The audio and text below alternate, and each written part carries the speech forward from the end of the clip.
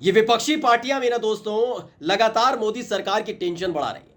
पहले तो कर्नाटक हार के चुके, उससे पहले हिमाचल प्रदेश हार चुके। इस साल के अंत में 5 राज्यों में विधानसभा चुनाव हो रहे हैं। मध्य प्रदेश में साख दाव पर लगी हुई है। संकेत लगातार मिल रहे हैं कि इस बार भी मध्य प्रदेश से बीजेपी का सुपड़ा साफ हो जाएगा, जैसे पिछली बार हुआ था। और इस बार किसी भी तरह का दाव पेच जुगाड़ काम आने वाला नहीं है, और ऊपर से लोकसभा चुनाव अलग से।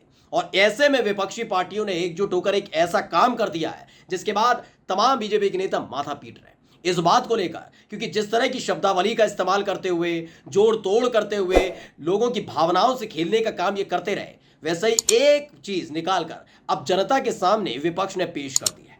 दरअसल विपक्षी पार्टियां एकजुट हुई हैं, जिसमें ममता बनर्जी से लेकर अखिलेश यादव है और तमाम राजनीतिक दल हैं, जिसमें राहुल गांधी भी हैं, मल्लिकार्जुन खड़गे पहुंचे। तमाम लोगों ने किया और उसका नाम रख दिया इंडिया। इंडिया नाम जैसे ही रखा गया, उसके बाद खलबली मच गई है बीजेपी में, क्योंकि अब सवाल यह है कि एनडीए वर्सेस इंडिया, यानी क्या ये इंडिया के खिलाफ खड़े हो रहे हैं। इस सवाल ने कोहराम सा मचा दिया है, हड़कंप सा मच गया है। और इसके बाद ऐसी बौखलाहट देखने को मिल रही है, न केवल बीजेपी के नेताओं में, बल्कि साहिब भी नमस्कार, मैं हूं प्रज्वल गौतम और आप देख रहे हैं द घंटा। वाकई इस बार का चुनाव बेहद दिलचस्प होने जा रहा है। आपने राहुल गांधी को भी सुना होगा, तमाम कांग्रेस पार्टी के नेता कहते हैं कि इस बार का चुनाव वाकई दिलचस्प होने जा रहा है। इसका पूरा समीकरण हम आपको समझा देते हैं। ये समीकरण शुरू होता है पिछले साल से। आपको याद होगा कि पिछले साल राहुल गांधी ने दक्षिण भारत से लेकर उत्तर भारत तक एक भारत जोड़ो यात्रा निकाली थी। पहले उसका माखौल उड़ाया गया। भारतीय जनता पार्टी के तमाम नेता उसका माखौल उड़ाते हुए नजर आते थे, हंसते थे, गुदगुदाते थे।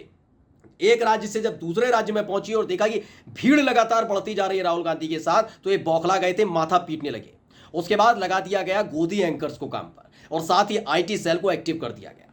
आप यकीन मानिए, ये कहते हैं प्राचीर, लाल किले की प्राचीर पर खड़े होकर कि बेटी बचाओ बेटी पढ़ाओ, महिलाओं के सम्मान का राग लापती है बीजेपी। जो महिला कार्यकर्ता थी, महिला नेता थी कांग्रेस पार्टी की, या फिर वो कांग्रेस से जुड़ी हुई नहीं थी लेकिन राहुल गांधी से मुलाकात करने आ रही हैं, वो भारत जोड़ो यात्रा को समर्थन करने आ रही थी, तो सोचिए भारतीय जनता पार्टी की महिला कार्यकर्ता, नेता, ये तमाम लोगों के साथ साथ आईटी सेल से जुड़े हुए दो रुपल्ली के ट्वीट करने वाले लोग भी राहुल गांधी पर तंज कसते हुए नजर आते थे, घिनौनी टिप्पणियां करते हुए नजर आते थे।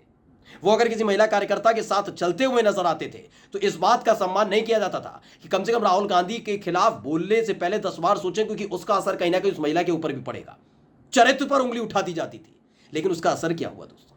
जब दक्षिण भारत से उत्तर भारत तक राहुल गांधी पहुंचे तो 2 राज्यों से हाथ धो बैठी थी भारतीय जनता पार्टी। पहले हिमाचल प्रदेश में सुपड़ा साफ हो गया, माथा पीटने लग गए। वो भी तब जब हिमाचल प्रदेश से इनका खुद का, यानी भारतीय जनता पार्टी के राष्ट्रीय अध्यक्ष हैं जेपी नड्डा जी। दूसरा क्या हुआ? कर्नाटक में बहुत बड़ी बड़ी बातें की जा रही थी, उसका असर, यानी भारत जोड़ो यात्रा का असर वहां पर भी देखने को मिला। और अब खबर निकलकर सामने आ रही कि मध्य प्रदेश में भी कुछ ऐसा ही हाल होने जा रहा है। लेकिन बात यहां पर इस बार मध्य प्रदेश चुनाव की नहीं है दोस्तों, मध्य प्रदेश के चुनाव से आगे की बात है। यानी लोकसभा चुनाव जिसकी तैयारी को लेकर भारतीय जनता पार्टी दिन रात जुटी हुई है, दाव पेच खेला जा रहा है। अब तक 38 पार्टियों से, सबसे ज्यादा पार्टियों से, यानी 38 पार्टियों से गठबंधन कर चुकी है। एनडीए में 38 पार्टियां शामिल हो चुकी हैं।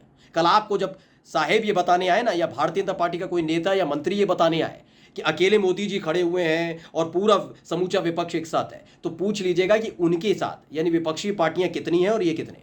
आपको संख्या बता देते हैं, 26 पार्टियां विपक्षी पार्टियों ने मिलकर इंडिया नाम से एक संगठन, एक अलायंस बनाया है। एनडीए जो बीजेपी भी है और उसमें 38 पार्टियां हैं। अब समझने वाली बात है कि 38 ज्यादा है 26, यानी 38 पार्टियों के साथ मोदी जी चुनाव में उतरेंगे फिर भी वो अकेले हैं, और विपक्ष 26 पार्टियों के साथ मैदान में उतरेगा फिर भी वो उनका बहुमत ज्यादा है। और ये हो भी क्यों ना, क्योंकि बीजेपी के खिलाफ जो तमाम विपक्षी दल एकजुट हुए हैं उनकी राजनीतिक हैसियत अपने अपने राज्यों में कहीं ज्यादा है। बीजेपी इस बात से घबराई हुई है। एक भी ऐसा दल नहीं है जो अपने राज्य में कमजोर हो, और यही बीजेपी के लिए सबसे बुरी खबर है, और इसका असर देखने को मिला। सबसे पहले आप सुनिएगा क्या कुछ कह रहे हैं राघव चड्ढा, सुनिए। यही तो इस देश की खूबसूरती है कि अलग अलग प्रांतों से आने वाले, अलग अलग भाषा से, अलग अलग संस्कृति से आने वाले लोग भी एक झंडे के नीचे, एक छतरी के नीचे आ गए। और आए क्यों हैं? मकसद सिर्फ एक ही है कि इस देश को महंगाई, बेरोजगारी से छुटकारा दिलाना, और एक ऐसी निकम्मी सरकार जो केंद्र में है, जिसने पिछले 9 सालों में कोई काम नहीं किया, सिर्फ ब्रांडिंग, इवेंट्स और एंटरटेनमेंट देने का काम किया। वास्तव में देश के आम आदमी की जिंदगी बेहतर करने का काम नहीं किया। उस सरकार से देश को छुटकारा दिलाया जाए। और जो मोटे मोटे तौर पे आप देखिए, जो भी 27-28 दल साथ आए, जिनका एक अलायंस बना है जिसका नाम इंडिया है, Indian national developmental inclusive alliance.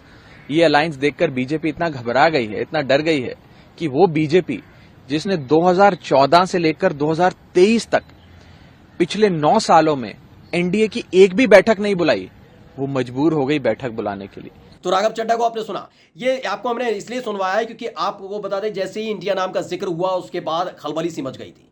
खुद गोदी मीडिया परेशान हो गई थी कि वाकई अब इसका तोड़ कैसे निकाला जाएगा, क्योंकि कभी भी यूपीए के खिलाफ कुछ बोलना या फिर किसी और अलायंस के खिलाफ बोलने में बड़ी आसानी हो जाती थी। लेकिन जैसा इन्होंने किया, वैसे जैसे इन्होंने बोया वैसे ही काट रहे हैं अब, क्योंकि इसी तरह की चीजों का इस्तेमाल करते हुए भावनाओं से खेलने का काम बीजेपी लगातार करती रही। अब इन्होंने इंडिया नाम दिया इसलिए बौखलाए हुए हैं क्योंकि लगातार ये कहा जा रहा है कि एनडीए वर्सेस इंडिया। और इंडिया का मतलब क्या है किसी को बताने की जरूरत नहीं। इंडिया मतलब भारत, अगर अमूमन देखें इंडिया मतलब भारत, लेकिन उनका इंडिया एक कई नामों को मिलाकर बनाया हुआ है। अब इसी से इसलिए परेशान है क्योंकि जो चाल हम लगातार चल रहे थे, जो भावनाओं से खेलने का काम लगातार हम कर रहे थे, जनता को हम गुमराह करने का काम लगातार कर रहे थे, उसमें कैसे इसने बाजी मारी। दरअसल ये नाम बताया गया कि ममता बनर्जी ने सुझाया था, और जैसे ये नाम सामने आया उसके बाद तमाम विपक्षी दल, जो 26 विपक्षी दल है, बता देना फिर से आपको, जो इंडिया में अलायंस में जुड़े हैं तमाम विपक्षी पार्टियां, वो 26 पार्टियां, 38 नहीं है, 38 एनडीए के साथ हैं, मोदी जी अकेले नहीं है। 38 पार्टियों के सहारे अपनी साख बचाने में बीजेपी और साहिब जुटे हुए हैं। तो 26 पार्टियों के साथ ने जो अलायंस किया है, उस इंडिया नाम को ममता बनर्जी ने सुझाया था और सबने एक मत से हामी भर दी। लेकिन अब इस बात को लेकर मीडिया किस तरह से परेशान है, खासी परेशान है, उसे भी दिखा देते हैं। दरअसल एक प्रोग्राम चल रहा था न्यूज़ चैनल पर, उस पर सुप्रिया श्रीनेत पहुंची थी और उधर सुधांशु त्रिवेदी बैठे हुए थे, जो लगातार अलग अलग तरह के तर्क रखते हुए नजर आते हैं। आप इस पूरी की पूरी डिबेट को देखिएगा, आप देखकर समझ जाएंगे न केवल चेहरा बीजेपी के प्रवक्ता का उतर गया सुप्रिया श्रीनेत के तर्क सुन के, बल्कि खुद एंकर महोदया परेशान हो गई कि इस पर क्या सवाल पूछे। और सवाल भारतीय जनता पार्टी से है। आपको इंडिया से प्रॉब्लम है, आपको इंडिया से चिढ़ है, आपको इंडिया से दिक्कत है, चले जाइए पाकिस्तान। ये कहूंगी आज मैं, स्टार्टअप इंडिया, डिजिटल इंडिया, स्वयं इंडिया, फलाना इंडिया, खेलो इंडिया, तो क्या ये इंडिया गलत है? मुझे बताइए। आप भारत की बात नहीं करते हैं, आप देश की बात नहीं करते हैं, आप भारत की सरजमी की बात नहीं करते हैं। जब आप कहते हैं खेलो इंडिया, जब आप कहते हैं बढ़ेगा इंडिया, जब आप कहते हैं स्टार्टअप इंडिया, जब आप कहते हैं डिजिटल इंडिया, आप किसकी बात करते हैं? आप हमारी सरजमी की, हमारी मां की, हमारी भूभागीय अखंड भारत की बात करते हैं कि नहीं करते हैं?